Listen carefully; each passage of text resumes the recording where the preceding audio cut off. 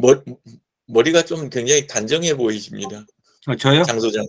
예. 어제 이발했어요. 아 그러신 거구나. 네, 예. 유행이랍니다. 40일 만에 한 것 같아요. 예. 네. 저도 한번 가야 될 때가 된 것 같습니다.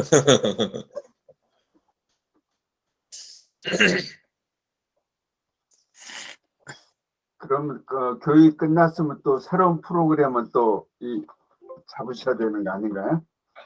아니 또 이제 월요일 날 받아요. 월요일 날. 5회차 교육도 받는 게 있어가지고요.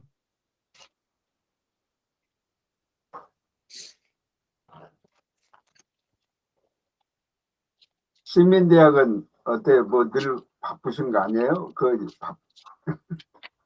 서울시. 요번에 저 도심권 50+ 센터가 다음 주에, 이번 주인가 다음 주에 그 시민대학으로 이사 가요.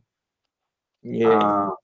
예. 시민대학 그 2층으로 이렇게 강의실, 거기다가 이제 도심권 센터 사무실 만들어 가지고요. 지금은 그 시민대학 위치가 어디입니까? 서울교육청 기상청이 있는데. 삼성병원에서 들어가던데요? 그러니까 지하철 서대문역에서 그 삼성 그 강북병원 있잖아요. 예. 거기서 저 고갯길로 올라가면은 거기 이제 서울교육청이 있어요. 교통이 암만 해도 아무리 좋아도 저기 도심권만 하기는 힘들겠죠? 네. 예. 전철역에서 한 15분 정도 고갯길 올라가야 되거든요. 아이고, 그러니까 굉장히 머네요. 접근성이 이 종로상가보다는 좀 못하죠. 근데 도심권은 대한민국 최고 아니었을까요? 근데 지하철 3개가 교체가 되잖아요. 그렇죠. 예. 근데 그 주위 환경은 좋아요. 예. 공기 있고 이게 숲도 있고 해가지고요. 예. 아주 환경은 좋습니다. 안녕하세요. 반갑습니다. 네, 안녕하세요. 어서 오십시오. 네. 제가 지난 주간 읽은 책을 하나 소개를 하고 싶습니다.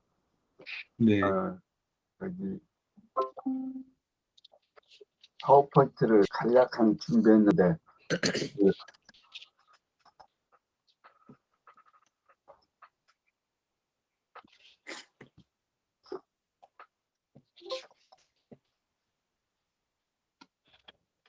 혹시 공유됐나요? 네.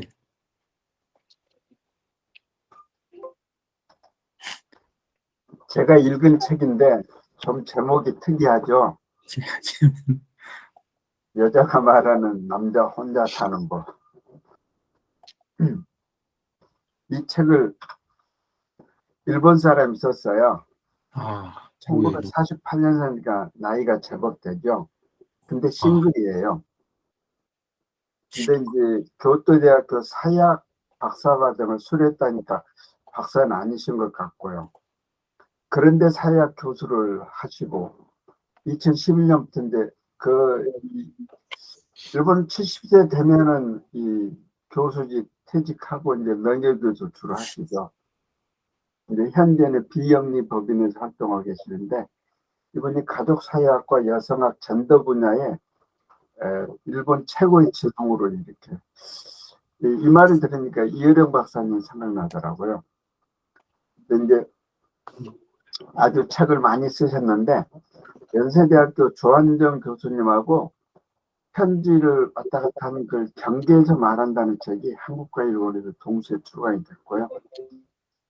근데 이 책을 쓰기 전에 2007년에 싱글의 노후라 그래가지고 일본 여성들한테 혼자 사는 법을 이렇게 소개를 했어요. 일본에서 75만 팔려서 어마어마하게 팔린 거죠. 근데 이 책을 여성만 읽은 게 아니라 남성들이 읽은 거예요. 그럼 왜 남성들 거 하나 좀 써줄 수 없냐? 그래서 쓴 것이 바로 이 책입니다. 이 책이 이 목차가 남자가 홀로 될 때 내리막길을 내려오는 가을 홀로 살아갈 수 있을까? 돈으로 돌봄을 살 수 있을까? 홀로 죽을 수 있을까? 그래서 오늘은 5장을 좀 소개를 하려고 합니다.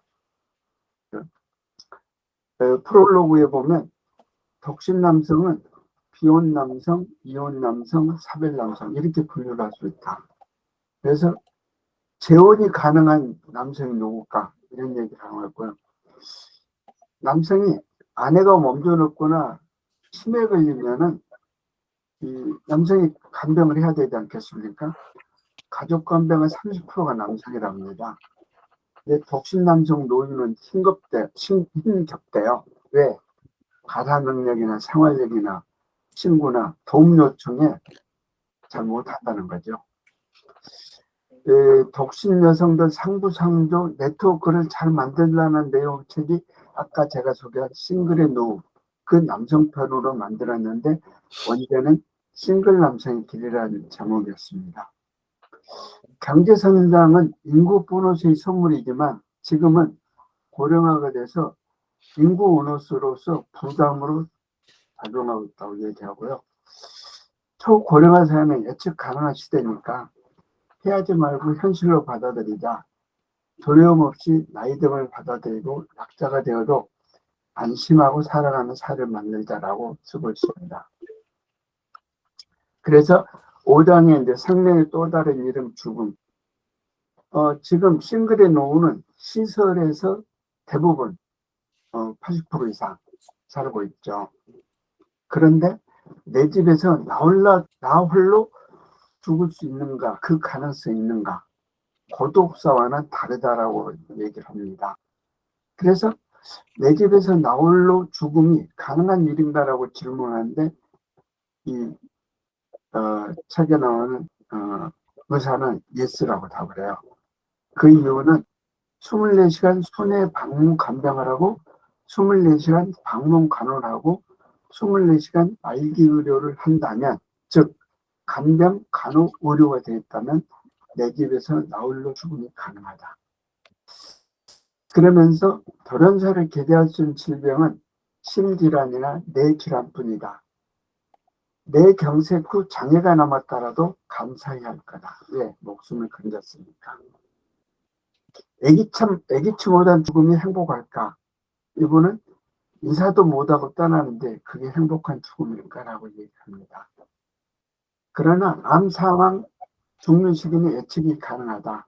그래서 죽음도 준비를 할 수 있고 주위에 배려할 시간이 있어서 이 예측이 가능한 죽음이 다양한 거 아닌가라고 얘기합니다. 혼자 살아왔듯이 홀로 죽을 수 있다면 재택 간호사에게 독신이라도 집에서 죽을 수 있습니까? 라고 물으니까 아까도 나왔던 얘기는 예스라고 답을 해요. 이유는 휴대전화 번호를 알려주고 무슨 일이 있으면 언제라도 연락하세요. 두려움을 없애주는 거죠. 근데 실제 전화를 하는 사람은 그렇게 적다라고 그러죠. 그렇게 하는 것이 24시간 대응진료가 가능하다. 그런 것이 의사를 복수를 하고 방문간호 지원 시스템을 갖추면 된다. 그래서 사례로 오사카 샌난시의 생활협동조 오렌지 코프를 소개하는데 여기는 방문 간호와 방문 진료를 융합한 네트워크인 골드라이프를 구축하고 있다고 얘기합니다.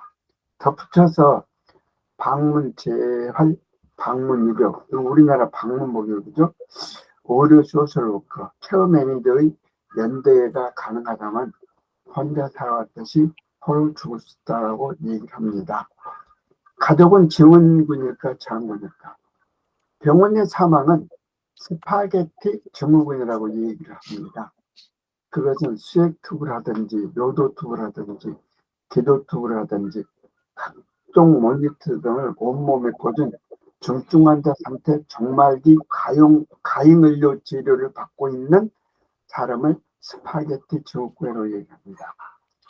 병원에 실린 정말기 환자는 본인 의사보다는 가족 의사를 입원하는 사례가 많고 1급 중증 암 환자라도 하더라도 만화케어를 포함한 재택 의료 서비스가 가능하다. 그래서 이걸 실천하고 있는 의사는 현재 재택 사망률을 60%를 하고 있는데 90%를 목표로 하고 있답니다. 근데 일본의 평균 자퇴 사망률은 현재 13%랍니다. 근데 어차피 죽을 텐데 의사가 필요한가요? 그러겠지만 우리나라는 사망진료사가 의무가 돼 있죠. 근데 일본은 가족이 납득할 엔젤 케어를 하면은 웃으면서 보내고 웃으면서 떠날 수 있다. 그런데 의료나 간병이든 지역격차는 심하다고 얘기합니다. 그래서 신고를 맞추면 보험을 소개하고 있어요. 그래서 재택간병이 정말기 고통 조절이 현 의료 수준으로 가능하고 다직종 제휴만 있다면 독신 세대라도 간병 가능하고 독신 쪽이 오히려 재택간병이 수월한 경우도 있다. 그래서 간병보험이 필요한데 지금 탈시설화 움직임이 많다라고 얘기해요. 이제 병원도 시설을 보는 거죠. 근데 일본도 우리나라도 마찬가지지만 가족 간병을 공짜로 인식한 일본인은 간병 서비스에 인식하다라는 거죠. 돈 들어가면서 간병 서비스 하는 것을 별로로 생각하는 거죠. 세당 같은 경우는 고령자 주택 방 한 칸을 젊은이에게 제공하고 케어 서비스를 제공받는 시스템을 또 하는 경우도 있다랍니다. 그래서 재택터미널 케어로서 하면은 본인 만족도가 높고 시설 간병 대비 인프라 비용이 저렴하고 정말기 치료 비용이 적고 고령자가 모아둔 저축으로 충분히 가능하다 이렇게 얘기합니다.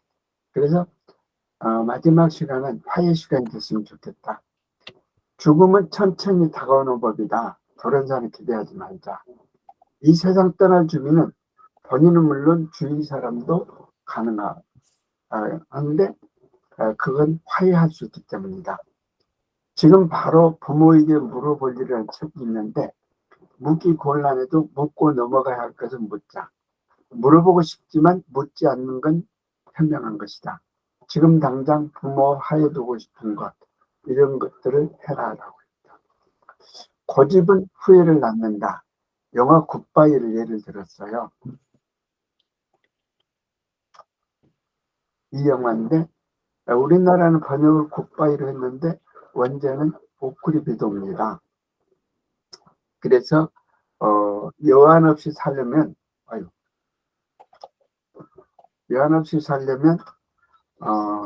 죽음 준비 기간 중에 화해할 사람과 화해를 하고 도저히 용서할 수 없는 상대도 용서하고 도저히 용서받을 수 없는 상대에게도 용서를 구하라라고 얘기를 합니다. 결국 용서 화해가 이 죽음의 가장 큰 부분이다라고 얘기를 하고 있습니다. 그렇게 끝나고 이제 후기에 노예는 돈 부자보다 사람 부자가 되라. 장수는 축복이지만 리스크다. 세 가지 정년으로 인생을 표현했는데 고용정년, 일정년, 인생정년. 운은 사람이 가져다 주는 것이므로 많은 사람을 만날수록 그만큼 행운의 확률도 커진다. 즉 돈 부자보다 사람 부자가 되라고 얘기합니다. 이상 끝내겠습니다.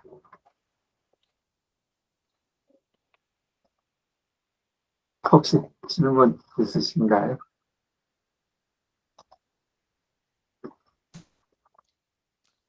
요약을 너무 잘해 주셔가지고 감사합니다. 네, 말씀하세요. 예, 또 저기 그 진재근 선생님 전문 분야로 또 끌고 들어가시는구나 이렇게 생각을 했는데 근데 딱 듣다 보니까 안에 페이지 구절마다 공감이 굉장히 많이 되고 그리고 이제 좀 멀리 생각했는데 그게 아니라 또 내가 또 이렇게 그 준비하거나 또는 기여해야 할 그런 부분들도 좀 있겠다 이런 생각을 좀 갖게 됐습니다. 예.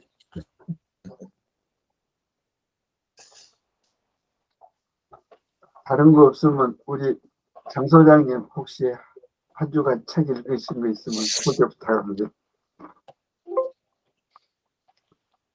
책 읽은 거는 없고요. 지금 진정은 선생님 말씀하신 그 부분에 네. 최근에 이 부분에 이제 관심을 갖고 이제 하는 부분이 있어서요. 지금 이제 싱글 노후의 외로움, 그다음에 고독사 뭐 이런 부분 이제 언급이 됐는데 지금 실제로는 독거노인들이 뭐 어느 누구나 다 그 가능성이 다 있는 거 아니겠습니까? 남자가 되든 여자가 되든. 근데 그 비율이 뭐 엄청나게 늘고 있거든요. 네. 그래서 실제로는 그 독거노인에 대한 그 복지 관계를 앞으로 어떻게 해야 될 건가라고 하는 부분들이 이거는 뭐 경제 소득이 많든 적든 뭐 취약계층이든 아니든 간에 일단 독거라고 하는 그러한 입장에 섰을 때의 어떤 국가적인 지원, 지자체 쪽에서의 지원 관계 이런 부분들이 지금 뭐 일본이나 유럽 쪽의 사례들이 소개가 되고 있는 부분인데 우리가 갈 길이 아직 많이 남아 있다. 실제로 이제 그런 부분이 이제 우리나라 실정에 맞게 좀 정착이 돼 나가는 과정이라고 보는데요. 지금 그 구로리 공원에 제가 이제 가서 그 찾아가는 상담을 며칠 전에 했는데, 상당히 그 심각한 거를 느꼈어요. 왜냐면은 오후 4시, 5시면은 기온이 이제 많이 떨어지잖아요. 근데 거기에 모여 있는 그 어르신들이 한 10명, 10명, 10명 이렇게 모여들 계세요. 근데 이분들이 자기가 본인이 갖고 온 장기나 바둑을 가지고 그 한 대에서 이제 자기 뭐 취미 활동이라고 볼 수가 있는데 두 사람은 두고 8사람은 서서 구경하고 있고요. 그 한쪽에 앉아 있으신 분 계시고, 근데 한쪽에서는 거기 이제 또 그 다문화 가족 노인들이 꽤 있거든요. 조선족이나 중국 사람들이. 그분들은 하여튼 그 모습은 전 처음 보는 것 같아요. 제기를 차는데 그 중국식 제기예요. 엄청 크더라고요. 제기도. 그래서 그거를 이렇게 축구공 갖고 이제 트래핑 하듯이 고개 수준의 그 제기차기를 해요. 남자 여자가 둘러서서. 그래서 야 적어도 상당한 운동이 되겠다라는 것도 느꼈던 부분이 있는데 하여튼 그 독거노인에 대한 특히 어르신 중에서도 독거노인에 대한 문제가 상당히 앞으로 더 커져 나갈 것 같다는 생각이 들고요. 그다음에 이제 뭐 이게 최근에 이제 그 연명의료의학제에 대한 그 공론회가 아마 있었던 것 같은데요.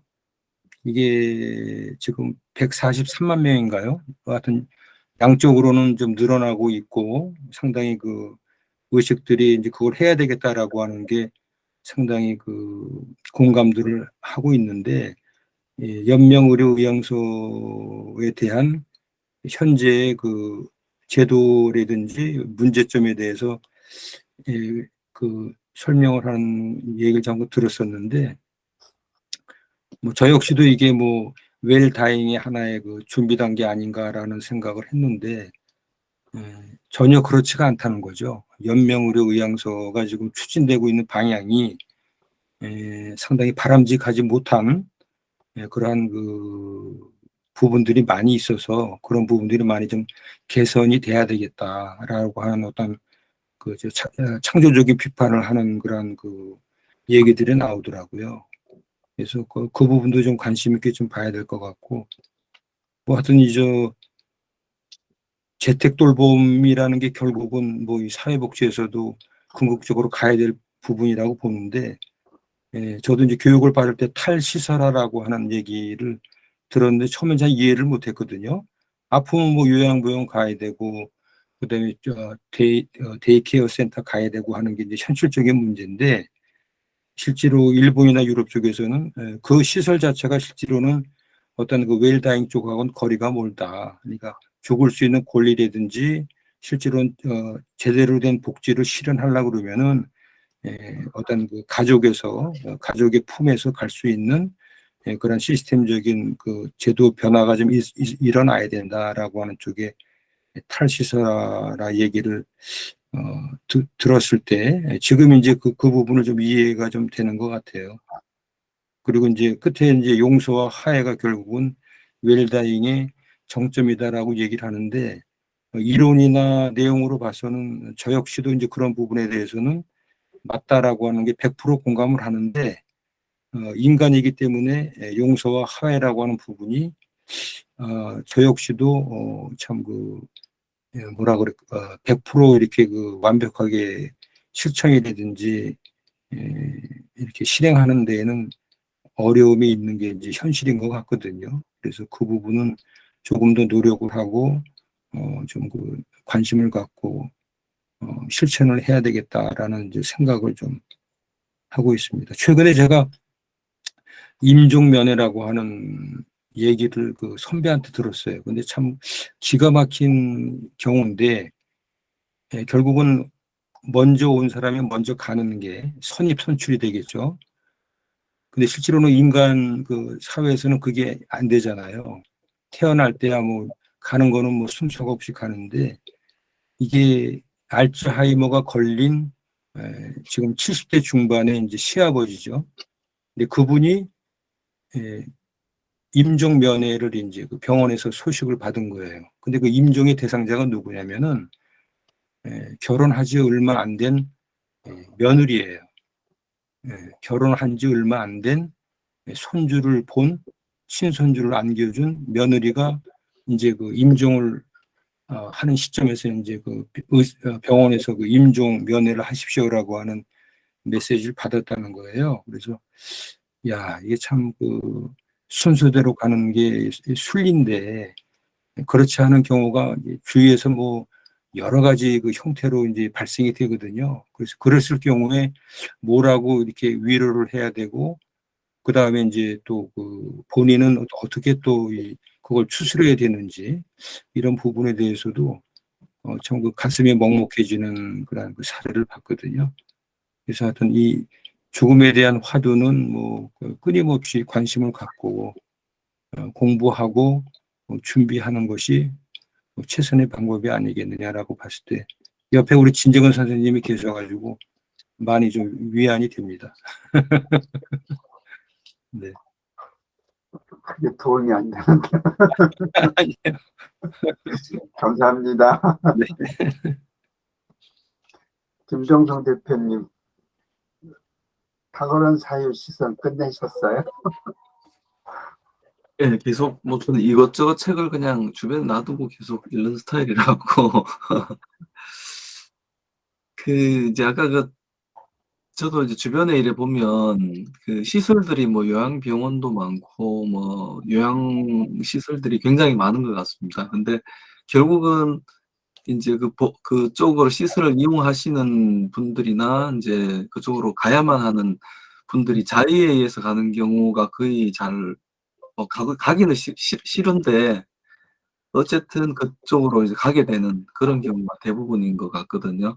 그 자식들이 이제 뭐 이제 여력이 없다거나 이렇게 하면 대부분 그 시설을 이용하게 되는데, 아무래도 그 시설을 이용하게 되면 가장 먼저 이렇게 돌봐야 될 애착 있게 돌볼 수 있는 사람들이 그래도 가족이라고 생각이 되는데, 거기 가게 되면 아무래도 또 뭐 병원에서 이렇게 케어를 해준다 해도 한계가 있는 것 같아요. 또 인력에 대한 어떤 문제도 있고.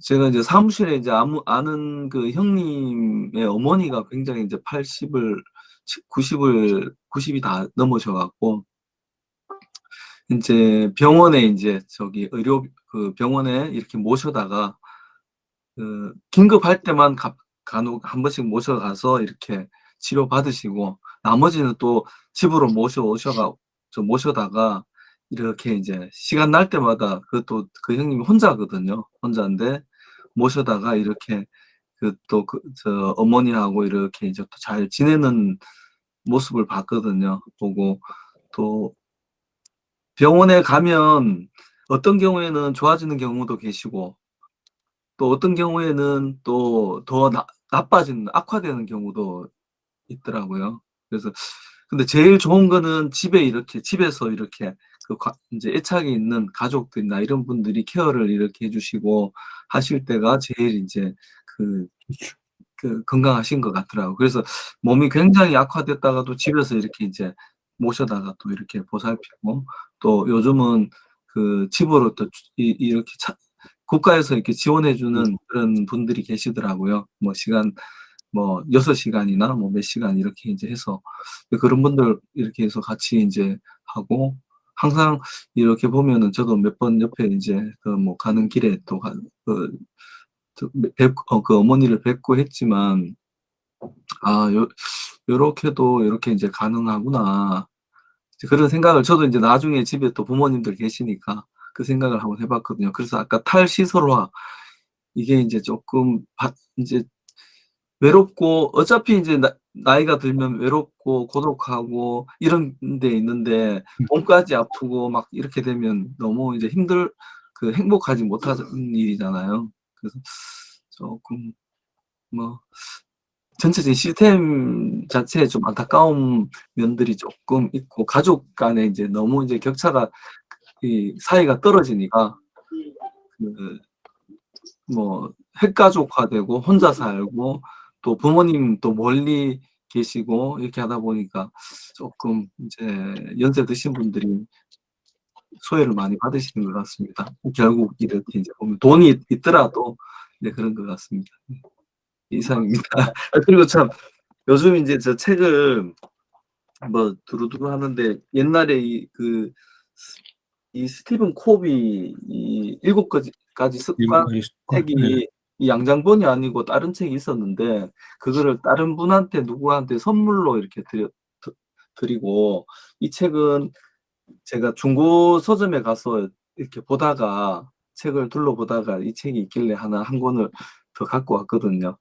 이런 책들은 그냥 계속 곁에 두고 이렇게 이제 볼만한 책들인 것 같아서, 그때도 한번 쭉 제가 전체적으로 다 읽었는데 한 번 더 보려고 이제 다시 한번 책을 끄집어내 옆에 계속 두고 있거든요. 아직 책장을 넘기지는 못했는데 여기 뭐 이렇게 한번 보려고 준비 중에 있습니다. 네. 감사합니다. 네. 공 원장님 한 말씀 부탁드립니다. 네, 28분이네요. 일단 저 같은 경우에 지금 지난주에 잠깐 소개했지만 우리 치과 통증에 관련돼 있는 부분 요즘 쭉 한 챕터 한 챕터 신경 써서 보고 있는데요. 오늘은 그냥 우리 여기서 나눈 주제를 가지고 잠깐 말씀드리면, 어차피 이제 제가 하고 있는 일이 우리 이제 장애인 진료라든지 또 소외계층들 진료를 위해서 이제 외부 진료, 또 그다음에 이제 외국에 이제 진료하는 일들을 하고 있잖아요. 하는데 그 일들을 하다 보면 우리나라 같은 경우에 지금 아까 말씀하셨던 그런 어떤 제도가, 우리나라에 돈이 있는 사람들은 지금도 그 전체적으로 선진국에서 하는 걸 다 누리고 있고, 또 그렇지 못한 사람은 아예 이제 혜택을 전혀 못 받는 쪽이 있고, 완전히 사각지대에 놓인 사람들, 또 정부에서 주는 거 조금 이게 완전히 이만큼 차이가 나는 상황이거든요. 근데 이제 저는 기본적으로 생각할 때에 삶의 질에서 최소한의 것들은 정부에서 이렇게 지원을 받아야 된다. 그거에 대한 생각은 있는데, 그 최소한이 어디까지냐는 기준이나 이런 거는 정책적으로 할 일이지만, 결국은 이거는 정치 논리로 가서는 안 되고, 최소한의 어떤 그런 거는 우리나라가 짊어지고 가야 되는데, 그 부분을 방치하는 부분 때문에 우리 모든 사람들이 진짜 받아야 되는 사람 못 받고, 실제로 아픈 거, 우리 치과도 오기 싫어하거나 또 하는 게 다 아픈 것 때문에 그렇잖아요. 그런 걸 봤을 때 그런 어떤 아픈 거라든지 기본적인 어떤 먹는 거라든지 이런 거는 우리나라가 이제 감당을 해줘도 되는 그런 나라가 됐는데, 그 부분들이 안 되는 게 사실은 좀 굉장히 안타깝고, 대신 이제 한 가지 방법은 정부에서 다 돌보지는 못하지만 결국은 그러면 자원봉사라든지 주위에 있는 자원들을 잘 활용하는 방법이라도 일단은 좀 사용을 해야 되는데, 그런 거에 대해서 잘 안 된다. 참 안타까운 부분들이 있습니다. 그래서 제가 하는 위치에서, 제가 있는 자리에서 한 사람이라도 그런 분들이 주위에 보이면 그분들에 대한 조금의 지원이나 조금의 어떤 돌봄들이라도 할 수 있는 그런 마음을 가지는 것도 굉장히 중요할 것 같습니다. 뭐 이 이야기 자체가 너무 긴 이야기고 많은 내용이라서 뭐 이야기를 다루기는 그렇지만 오늘 아침도 정말 좋은 또 이야기들을 나눌 수 있어서 참 좋습니다. 이상입니다. 감사합니다. 김호천 대표님도 한 말씀 부탁드리겠습니다.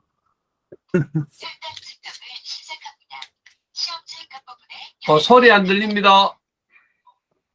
마이크 꺼졌습니다. 네, 네. 책을 안 읽어가지고 아까 하신 말씀 중에 이제 어머님이 2달 전에 돌아가셨거든요, 선생님.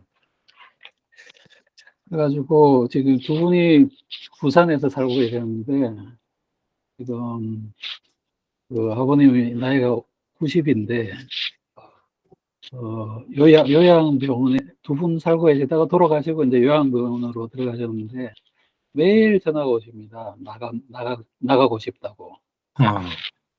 그래가지고 이제 부산에 여동생만 있고 그래서 이제 이 남동생하고 이제 그 병원에 계신 걸 추천해서 이제 1달, 2달 이렇게 있었는데 계속 나가고 싶다 그러는데 나오면 이제 요양병원에서 나오면 집으로 혼자 계셔야 되는데 혼자 집으로 가지는 못하는데 혼자 계시겠다고 굳이 고집을 부려서 나간다고 전화가 계속 와서 이제 피하기도 하고 뭐 이러다가 그랬는데 이제 안 되니까 저기 삼촌 애들한테 전화 걸어가지고 온 가족들한테 전화를 다 거시더라고요.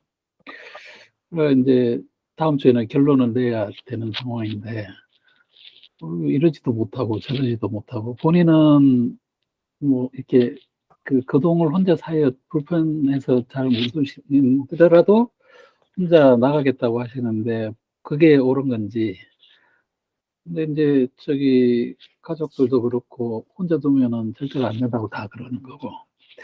하여튼 뭐 국가적으로 보니까 또 뭐 관심이 이렇게 별로 없다 보니까 이제 어머님도 돌아가시기를 보니까 요양병원하고 요양원하고 이게 뭐 무지 많고 하여튼 뭐 그러더라고요.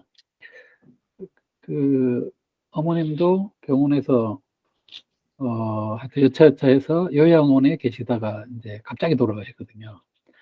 그래서 하여튼 뭐 하여튼 그런 생각이 드네요. 일단 국가적으로 하여튼 이 고령화 시대에 뭔가 이렇게 여러 가지 옵션이 있어야 되는데 옵션이 없는 것 같아요. 예. 그렇습니다. 사실 지금 중간 단계로 이제 커뮤니티 케어라는 시스템을 하고 있는데 그게 지금 이제 시범 사업을 하고 있는 단계거든요. 그래서 예. 이 지역 돌봄이라고 생각하면 되는데 그게 좀 앞으로 많이 발전하면 조금만 해소가 될 것 같습니다. 예. 위원장님 마무리하시죠.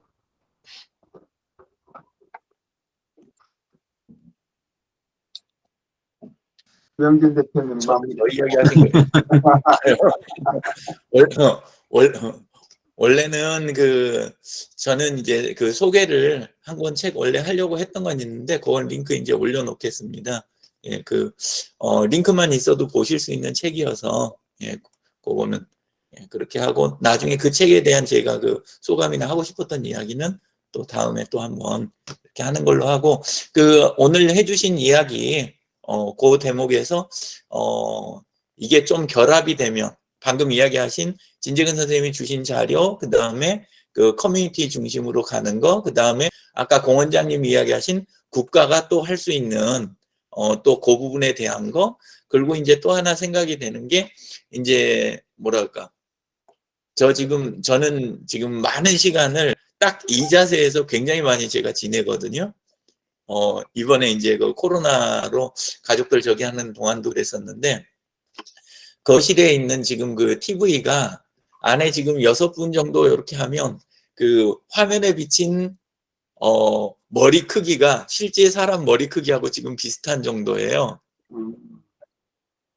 이게 그래서 느낌이 꽤 괜찮아요. 제가 줌이나 미드 할 때 이 느낌이 근데 저는 나중에 혼자 되더라도 이런 그 시각적인 교류 있잖아요. 원격하고. 그러니까 내 자신이 케어할 수 있는 거. 그다음에 스마트워치나 시스템으로 케어할 수 있는 부분. 그다음에 내 방해 환경, 또 지역이라든가 국가가 해주는 거, 그리고 이제 또 온라인으로 이렇게 그 할 수 있는 이런 부분, 이거라든가 이런 생활 습관이나 이런 것들을 딱 좀 정리를 해가면서 또 혼자 살 수 있다는 거를 그 저도 준비하고 주위에다도 좀 보여줘서 주변도 좀 안심시키는 이런 것도 좀 준비가 필요하지 않을까, 이런 생각이 좀 듭니다. 예. 감사합니다. 감사합니다. 예. 오늘 조금 시간이 지났지만은 그래도 다들 이렇게 말씀해 주셔서 감사드리고요. 제가 그냥 너무 무거운 주제를 꺼내서 조금 송구스럽습니다. 아침 주제로 딱 맞는 것 같습니다. 그래야 하루를 좀 진지하게 시작하지. 안 그러면 그냥 눈에 보이는 거 휘둘리다가 하루가 금방 가더라고요. 네. 오늘 그 영기 대표님 말씀하신 책 좀 그거 올려주시고요. 책 제목은 뭔가요, 혹시? 그 홍보야 놀자라고 경기도에서 나온 그 원래 가이드북이에요. 정책 홍보 가이드북인데 왜 제가 이제 소개를 하고 그거에 대한 이야기를 좀 나눴으면 했냐면, 그냥 디지털로 바로 그냥 보실 수 있어요. 제가 드리면 PDF로 이렇게 열어갖고 보실 수 있으니까 저기 하고, 안에 들어가면 일단 부록 부분이 내용이 아주 충실해요. 그래서 그 보시면 그 자체로 각자 하시는 사업이나 지금 하시는 쪽에다 응용하시기가 괜찮겠다, 이런 생각을 좀 제가 했어요. 예, 그리고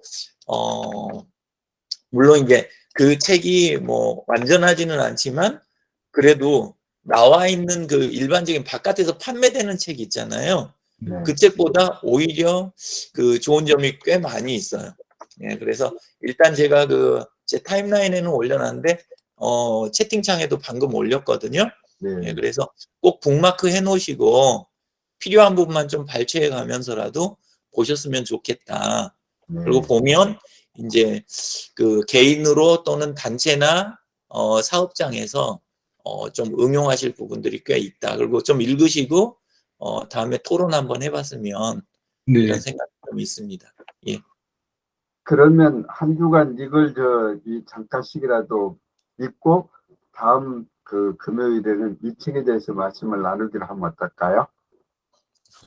뭐 전체가 꼭 그래야만 한다까지는 아니더라도 다른 책 소개할 분 계시면 그분은 그거 하시게 하고, 이제 그렇지 않은 분은 그냥 또 이걸 함께 하시는 것도 좋다, 요 정도로 네. 하면 무난할 것 같습니다. 네. 그럼 그렇게 정하고 오늘 예. 끝내도 괜찮겠죠? 좀 시간이 늦었지만. 아유, 감사합니다. 오늘 좋은 시간 만들어 주셔서. 수고하셨습니다. 네. 한 주간 예. 편안하십시오. 네, 또 뵙겠습니다. 예. 네.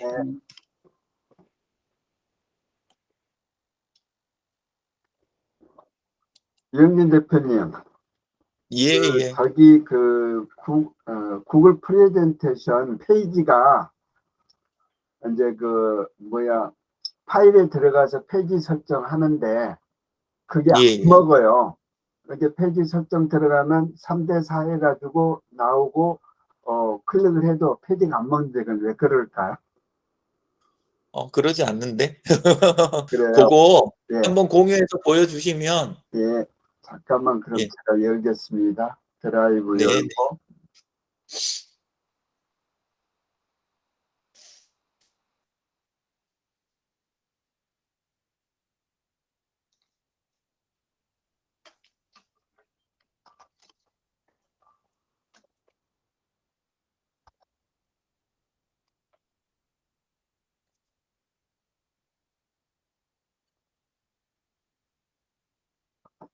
이거거든요.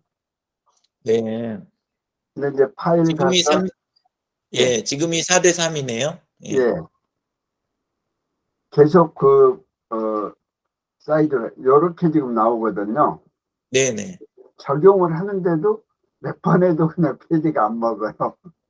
예, 한번 해보시겠어요? 예, 이게 저죠. 취소가 되거든요. 아니, 지금 적용이 돼 있는 상태예요. 4대 3. 예. 이게 4대 3이에요. 그러면 제가 이제 여기 얘기하는 건 이 페이지를 1, 2, 3, 4 그걸 넣는 걸 말씀을 드리는데. 아, 그거 아니에요. 요거는, 예. 요 4대 3은 화면 비율 이야기하는 거고, 네.